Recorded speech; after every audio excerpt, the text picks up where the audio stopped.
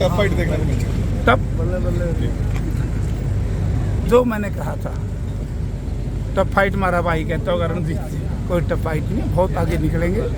कम से कम भी 1 लाख के आसपास निकलेंगे। देखिए, जहां हमें ये सोच थी कि हम माइनस में जाएंगे, वहां हम उतनी माइनस में नहीं। जहां हम प्लस में थे वहां हम बहुत ज़्यादा प्लस में आ गए।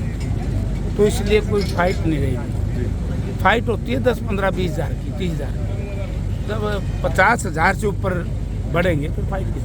आदमपुर में आपके वोट काफी निकले। हाँ, पहली बार मैंने कहा था कि आदमपुर में 10 से ऊपर और 15 के आसपास जीतेंगे। तो भव्य बिश्नोई को मंत्री नहीं बनने दो। नहीं, वो भव्य तो लड़ नहीं रहा था। नहीं, उनको था ना आदमपुर से जीतेंगे तो भव्य। नहीं, भव्य का क्या कसूर? तो लड़ाई तो बीजेपी और जेपी की है। लड़ाई रणजीत और जयप्रकाश के बीच में है, उसमें भव्य का क्या है? अब रणजीत सिंह का कैंडिडेचर कोई स्वीकार नहीं करेगा तो भव्य को किस बात की सजा भाई? देखो, ये तो नियम है। आप देखिए, लड़ाई क्या है पॉलिटिक्स में? लड़ाई है 2 पार्टियों के बीच में, इंडिया गठबंधन और एनडीए के बीच में। फिर 2 कैंडिडेट है। इंडिया गठबंधन का उम्मीदवार की जनता चुनाव लड़ रही थी और ये बेचारा कल्ला लग रहा था। इसकी स्वीकार्यता इसने रणजीत ने झूठ बहुत बोल रखी थी आदमपुर में। वो कहा था ना, मालकाना हक दुआऊंगा। अभी तो वो आएगा नहीं।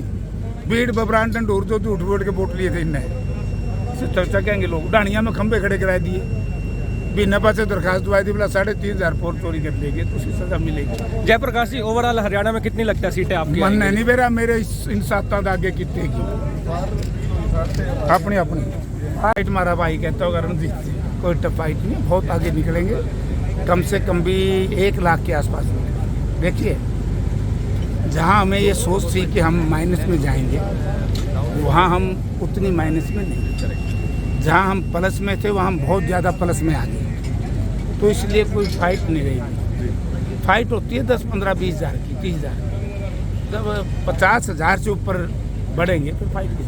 आदमपुर में आपके वोट काफी निकले। हाँ, पहली बार मैंने कहा था कि आदमपुर में 10 से ऊपर और 15 के आसपास जीतेंगे। तो भव्य बिश्नोई को मंत्री नहीं बनने दो। नहीं, वो भव्य तो लड़ नहीं रहा था। नहीं, उनको था ना आदमपुर से जीतेंगे तो भव्य। नहीं, भव्य का क्या कसूर? तो लड़ाई तो बीजेपी और जेपी की है। लड़ाई रणजीत और जयप्रकाश के बीच में है, उसमें भव्य का क्या है?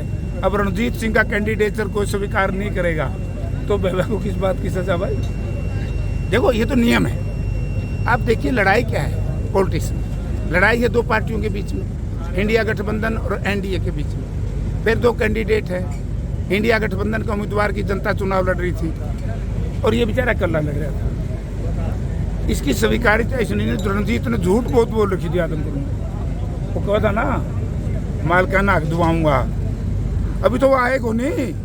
भीड़ बबरान डंडोर जो झूठ बोल के वोट लिए थे इनने, चर्चा कहेंगे लोग। डाणिया में खंबे खड़े करा दिए, बिना पासे दरखास्त दवाई दी, बोला 3,500 वोट चोरी कर लेंगे तो उसकी सजा मिलेगी। जयप्रकाश जी, ओवरऑल हरियाणा में कितनी लगता है सीटें आपकी? मन नहीं मेरा, मेरे इन 7 आगे कितने की अपनी अपनी